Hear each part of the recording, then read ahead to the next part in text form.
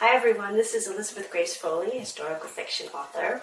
And as you may already know if you've been following me on any social media, this month, on July 25th to be exact, I'm releasing the 5th book in my Mrs. Meade Mysteries series, The American Pony.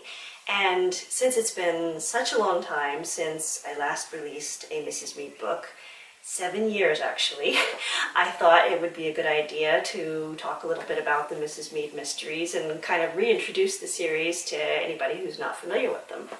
The Mrs. Meade Mysteries are a series of short, cozy historical mysteries featuring a middle-aged lady detective in turn-of-the-century Colorado.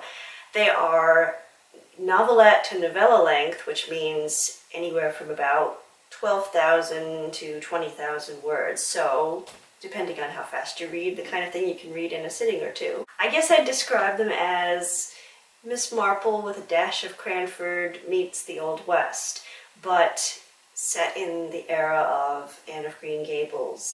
I think any mystery series featuring an older lady detective has to acknowledge a debt to Miss Marple, but I did have other influences too. For instance, Anna Catherine Green's Amelia Butterworth Mysteries, which were written and set in the 1890s. They kind of gave me a lot of the historical flair for this series.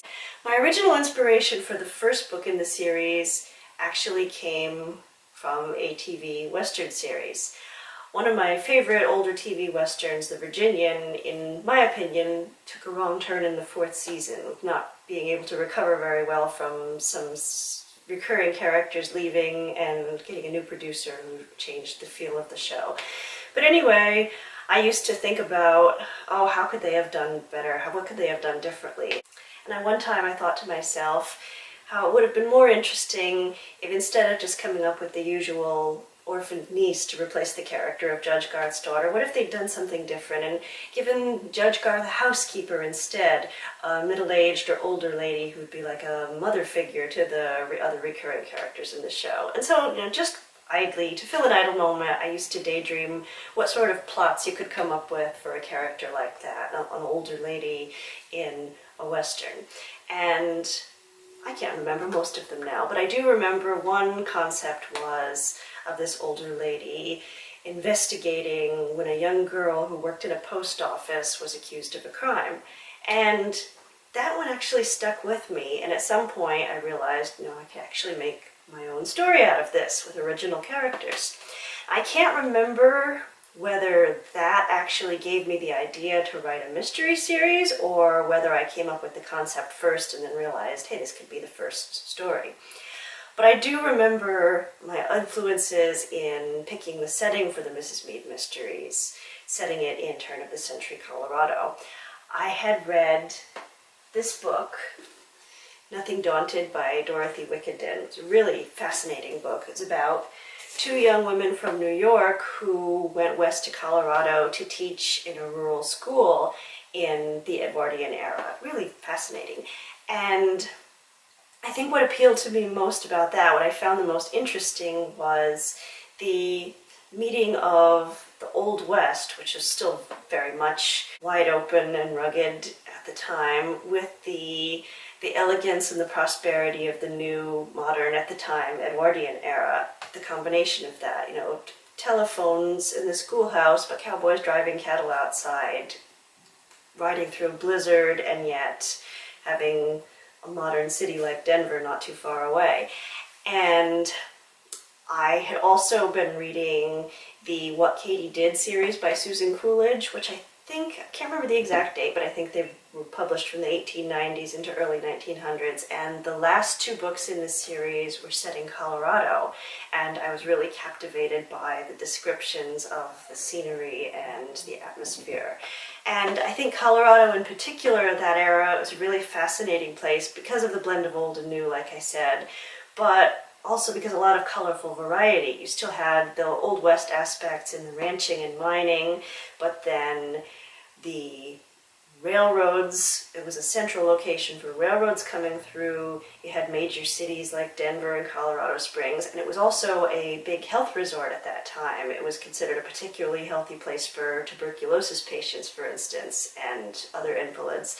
And so it was a kind of place where you could, I thought it was a good place to set a mystery series, because you could bring in any type of person you wanted to be a character in a story and have good reason, a good historical reason for them being there. So I would say Mrs. Meade's hometown, her fictional hometown of Sour Springs, a small town among the mountains, is inspired by a lot of the small towns that, a lot of them still have that very old-fashioned look today. Places like Silverton, Manitou Springs, Cripple Creek, even Telluride to some degree.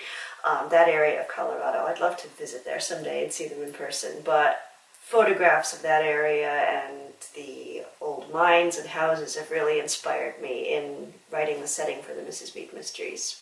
Another thing that I tried to do with the series is a little bit of variety in the types of plot. Now, I love a good murder mystery as much as anybody, especially when it's a full-length novel, but I thought for a series like this, where the stories are shorter, and to have a little less suspension of disbelief, to mix it up and have Mrs. Meade solving different types of mysteries. So not everyone is a murder mystery.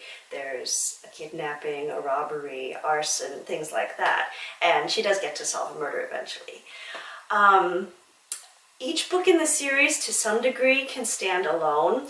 Book 4, The Silent Hour, does have some spoilers for Book 1, The Silver Shawl, so you might want to keep that in mind if you're trying to decide what order to read them in. But aside from that, they pretty much stand on their own, except of course that the characters, the recurring characters of Mrs. Meade and Sheriff Royal, who is sort of her sidekick in several of them, are introduced in The Silver Shawl.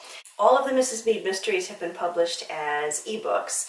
The first 3 stories in the series are collected in a paperback volume, and Book 4 and upcoming Book 5 will be just ebook only for the present.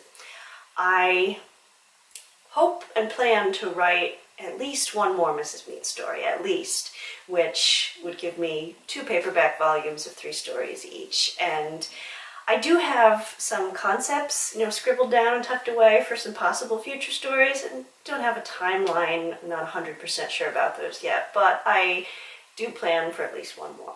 The upcoming 5th book, The American Pony, which releases July 25th, was fun to write because it gave me a chance to incorporate some fun historical background that I'd read and learned about over the years, in that it features the characters of an upper-class English family visiting the West. That's a really fascinating subject, the English in the West. I actually just recently wrote a lengthy blog article about it, which, if you'd like to read it, you can find a link in the description of this video. In a nutshell, it was not as unusual to find an aristocratic or noble Englishman in the West as you might think. The American Pony releases July 25th, 2022. It's currently available for pre-order, so you can go and order it now if you like. I hope you've enjoyed learning a little bit more about the Mrs. Meade Mysteries, and I hope you may enjoy the books. So there's 2 different ways I could put it. Hi everyone, this is Elizabeth Grace Foley. I didn't know that. So, what are the Mrs. Meade Mysteries? No. The Mrs. Meade Mysteries. The Meade Miss. How many times do I have to do this? They never really quite recovered from some